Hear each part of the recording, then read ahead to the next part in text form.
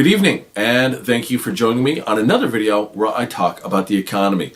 So I'm a layperson, I'm not going to get everything right, and I'm going to talk in very generalized terms because things are very, very complex, but I just sort of look at them and interpret them in my own way. Although I do follow a lot of very interesting economists and people who have different analytical perspectives. Now one person I follow is Peter Schiff. He's very negative, very bearish, and it's kind of repetitive, his show week after week. It's the same points. Although I do like his take on crypto. That whole industry is just garbage as far as I'm concerned. And Tether, people can't beat that drum loud enough. I don't think that the crypto bros have done their due diligence. And sooner or later, that will come back to bite them. But when it comes to the US economy, he did have some very valid points. He was talking about the national debt. And I myself have been wondering about the economy because these days, what do you invest in, right? Like the business media is focused on a lot of different things. The stock market, it's crazy. You've got all-time highs. You've got, there was this company that IPO'd a few weeks ago called Rivian. I guess it's a new electric truck maker. And they've produced 1,200 vehicles, and their IPO was for $78 billion. So people just bought into that dream like mad. And then a few weeks later, there was another electric manufacturer of vehicles. They hadn't actually made any vehicles from what I understand, but they IPO'd at $35 billion. So it's just crazy money times on Wall Street. And the PEs are at record highs. So it's like, where can you find value? Like nowhere, as far as I'm concerned. And then when it comes to business media, they love talking about crypto because it goes up, it goes down, it's hot, it's exciting, but it's not really relevant to our lives, to average investors and just people who want to live a normal life independent of, finance in America. And so you have to look at the foundation of our capitalist system, and you got to go back to basics if you really want to get your bearing in the world. What does the future hold? Because it seems like every other week there's some different convention when it comes to economic outlook. Well, this is the way it's going to be, or this is how our people are thinking, and there's so much change now in the era of COVID that it can be disorienting. And that's why, I was looking at the national debt. That's something I've always been concerned about. And Peter Schiff was talking about this. And in many ways, people are like, well, when I say people, economists will tell you that it is not like a household budget, some economists anyways, and I completely disagree. It's very similar to a household budget, obviously much more complex, but similar. So we have $29 trillion of debt. We just broke that $29 trillion, mark recently. Hooray, right? It's a lot of money. And how that works is every year our government has a budget, tax revenue. So maybe we collect about, and I'm just being, hypothetical here, these are not exact figures, but let's just say we collect $3 trillion of tax revenue. Think of that as your paycheck. You go to work and you have XYZ amount of money. And that is the money that you need to buy food, pay your car payment, your mortgage, your utility bills, your internet. So, that money has to be spent. And so it's the same thing with that tax revenue that Uncle Sam collects. He's got bills to pay. Social Security, Medicare, the military, things have to be funded. So that money, it goes out the door from the paycheck. But the problem is there are still more bills that have to be paid. Like if you are living at home and, you only have so much money from your paycheck, but your electric bill, you've got to pay your electric bill, but you don't have any more money. So what do? You take out the old credit card and you charge it, which is terrible. We all know it's really bad to charge something on credit because then you generally pay higher levels of interest. So not good over the long term, and the same is true for countries. So we take that amount of money that we can't fund from taxes and we charge it. And so that's how you end up with deficits. And lately we've been running deficits in excess of $1 trillion, which is a lot of money. And then so that money, that partial amount of money that we can't afford to repay, we just sort of heap it on the bigger pile of money. So it just goes onto the credit card. Let's say you've got $50,000 and what you've just charged for the week makes it like $51,000. And so that money is there, and then you make interest payments just like you would with a credit card on the national debt. Now, obviously, there are different treasuries. There's like 2-year treasury bonds, there's 10 years, there's 30 years. And so they don't all have to be repaid like every year. The government can play around with the financing. So it's not like a one-for-one exactly like household debt. But the money still has to be paid for with interest at some point. And so one of the ways that the interest rate is determined for the government is via the Federal Reserve. Now the Federal Reserve used to have 2 mandates, but I believe that mandate was just changed only to reflect price stability, where it used to be price stability and full employment. But the Federal Reserve is independent of the rest of the government. They're not controlled by Congress. They're not controlled by the executive branch or the judiciary. They're like a commission of banks that get together, and you have the Federal Reserve Chair, which is Jerome Powell, J. Powell, for those in the know. And so he sort of, leads the charge, like, okay, this is what we're going to do. This is the economic outlook. This is how we're going to fight inflation, or we're going to help out the economy by loosening the spigot. In your own life, interest rates affect you. Like, let's say you want to buy a car. You could buy a car at 0% interest, which is a fantastic rate, right? Makes you want to go out and buy a car. Or you could maybe buy a car at 5% interest rate, depending on what the rates are. Oh, this light's going on and off here. You're much more likely to want to go out and buy a car at 0% interest rate versus like a 5% interest rate or a 10% interest rate. At that point, you just might think, no, I don't want to buy anything. I'm just going to be happy as is. So when rates are really low at 0%, businesses are taking out loans and they're building facilities. People, consumers, they're taking out loans and they're buying houses and they're buying cars, or maybe they're taking out personal equity loans and they're buying TVs. And so this is one of the ways that money is injected in the economy, and then things get really, really hot. Like with 0% interest rates, it gets crazy. And so you end up with too many dollars chasing too few goods, and that's how inflation arises. Certainly, there are a special set of circumstances concerning COVID, concerning the supply disruption here in the United States. I know people are really upset over the 6% inflation thereabouts, but it's really not the end of the world, especially when you consider everything that we've been through. Although it is frightening to hear that the Federal Reserve is like, yeah, we're not going to call it transitory anymore. So the Fed does need to sort of maybe raise interest rates a little bit, and they've hinted that that's what they're going to do next year in order to slow down the Coke-fueled money party throughout the country. You sort of bring that economic activity down, and then there are more goods for people, and things aren't increasing like higher and higher and higher. And of course, wage growth is a component of that as well. But the problem is when the Federal Reserve increases the interest rates, those interest rates determine what we pay on the national debt. So a 1% interest rate, and we're just going to bump up the 29 trillion to 30 trillion just for rounding's sake, ends up being 1% interest is 300 billion. 2% is 600 billion, and 3% is 900 billion.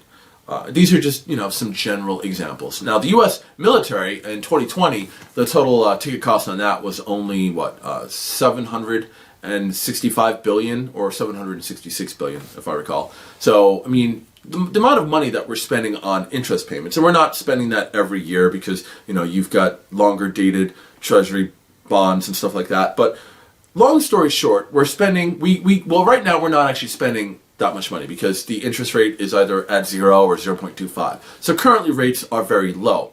But the Fed, they have that as a tool to fight inflation. So they may raise it at some point, and that would be bad. But they certainly won't raise it too high. They don't have the ability to do so because it would absolutely cripple the economy, and that's not what the Federal Reserve wants. They are a powerful organization. They have several tools in their arsenal.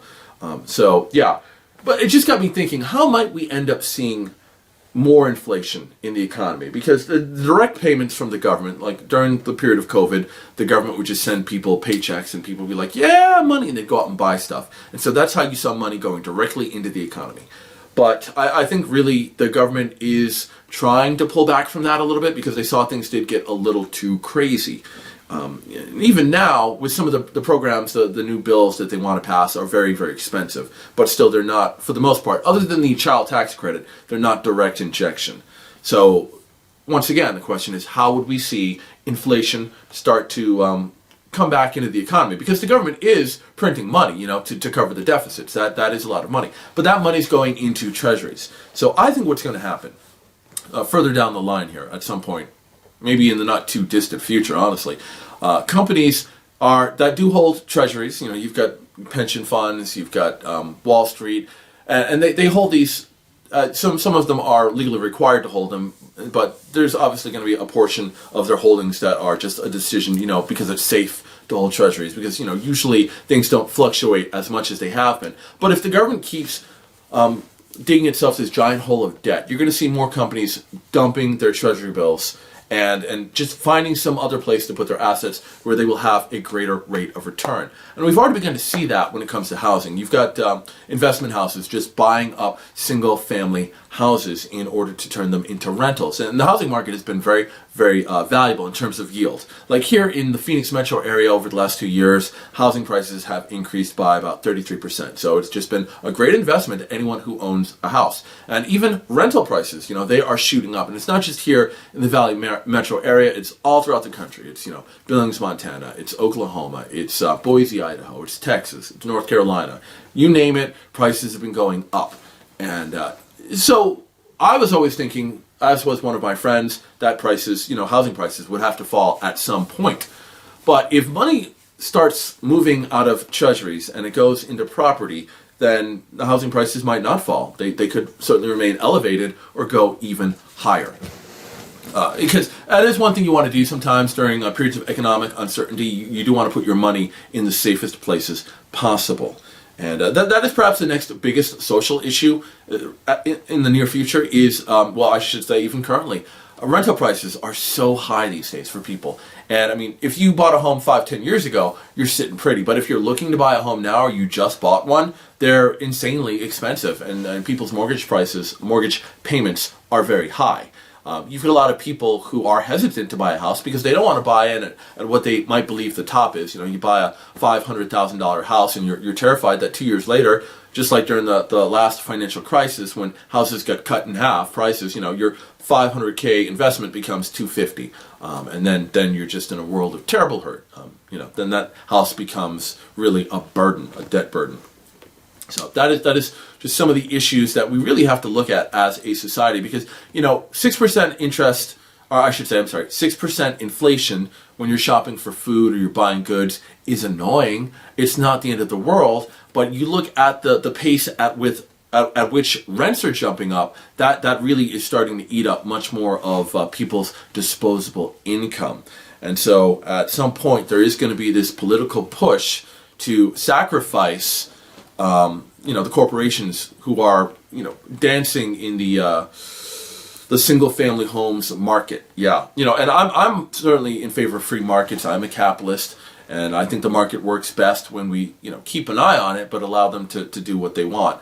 However, I'm also a pragmatist, and if we have to choose between these investment houses and hardworking American citizens looking for like a place to have where they can lay their head at night versus being homeless, well, there isn't much of a choice in that scenario. And I think that'll be the next move. So investment companies trying to protect their assets from devaluation of the US dollar will move into housing property, and then shortly thereafter they will get pushed out. And where that money will go after that, I don't know. So just some thoughts that run through my head, I guess. I don't really have any friends who follow the economy closely to talk to about that anymore, so I'm just sharing with you guys. And if you have any comments or ideas, go ahead and leave them below. Some of the other issues facing our economy, of course, is the chip shortage, which is affecting car sales. You go to a new car lot nowadays, just bare. There's like 1, 2, 3, 5 cars on the new car side of the lot, but you look over at the used car section and there are cars. And this is, of course, because, the car manufacturers don't have the computer components to build the cars. Even Toyota, they ran out recently. They had a backlog of chips, but they've burned through them. And yeah, now they're just like everybody else. The chip shortage is expected to start abating in about 6 months, though. That's the good news. So, but it's weird living in a period of time where your used car is going up in value, where it's appreciating. Like, that is just a wow.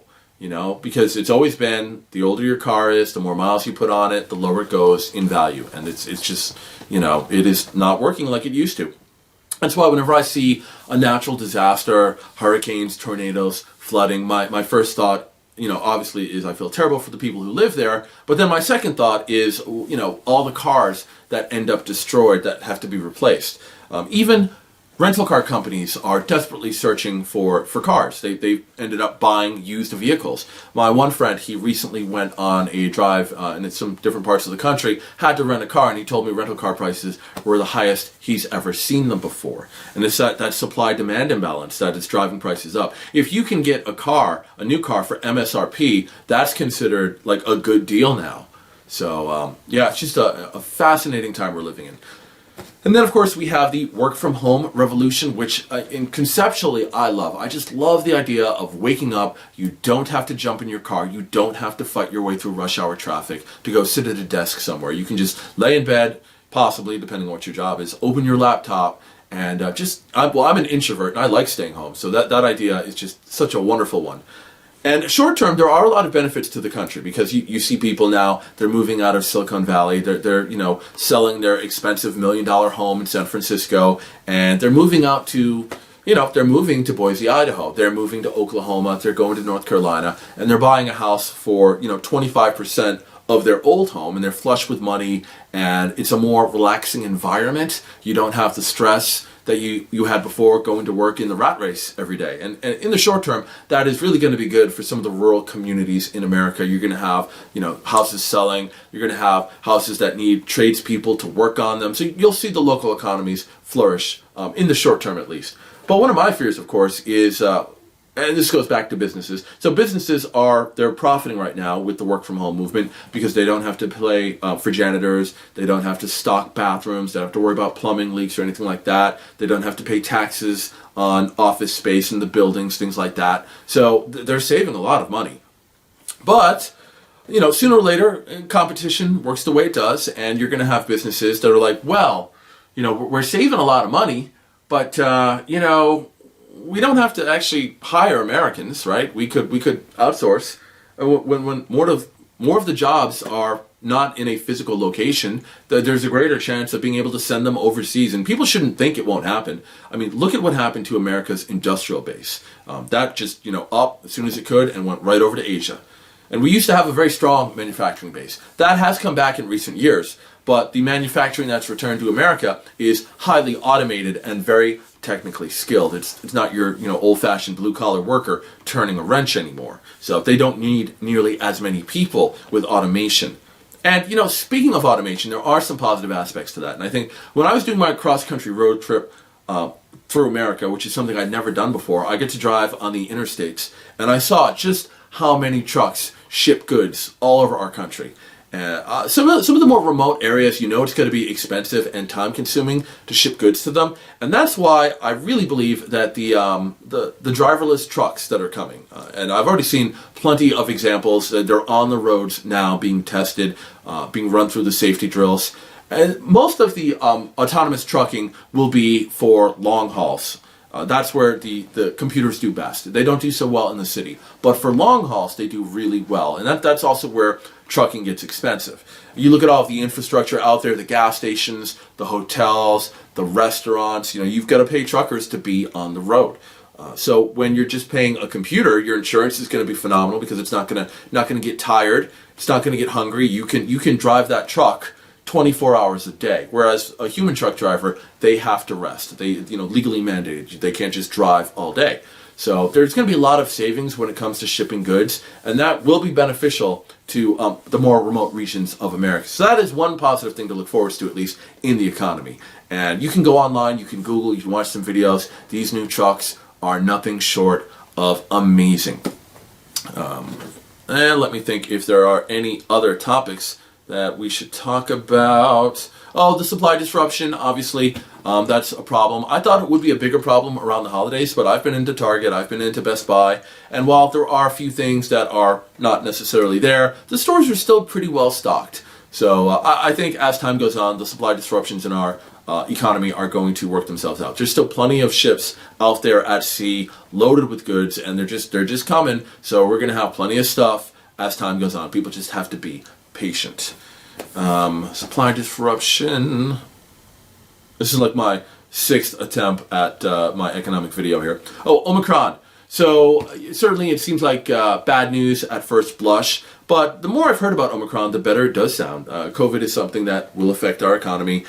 You see other countries starting to lock down, but the news coming out of South Africa is really good. So this is a highly infectious variant, and people are going to catch it, but it sounds to be really, really mild, which is actually good because the more people who catch it, the more resistant they are to COVID. So we could potentially be seeing the end of this pandemic very, very soon. Now, there are still people who are going to get very sick but it's a much smaller share than original COVID and then Delta COVID. So Omicron may turn out to be a blessing in disguise, quite possibly, from everything I'm seeing in the news. So, fingers crossed. But in the short term, anyways, it will probably keep some people home, especially as it starts to hit. As you read those headlines, all these people sick. Sounds scarier, I think, than it may actually end up being. So here's to hoping we have a quick recovery in that respect. I don't want to be too depressed in this video. I mean, I still believe that there is certainly long-term hope for the United States, that we can turn things around, but it will just require that we be a little bit more adult and responsible when it comes to managing our financial house. We just don't have tons of money to spend willy-nilly. We really have to focus on the money we do have, spending it to make sure we get a good return on our investment. This is just something that we have to adopt. And we have to understand that, money doesn't grow on trees. We pay for it, and we end up paying interest on it. And at some point, people are going to be disgusted at, hey, we're paying $300 billion a year in interest, when if we didn't have this massive amount of debt, we would have an extra $300 billion that we could spend. And I think people will care about that. So, all right. If you have questions, comments, if you disagree with anything I've said, or, you want to set me right, go ahead. I love talking about the economy. Certainly everything here is not exact. I'm just trying to be as general for the regular person as I can be.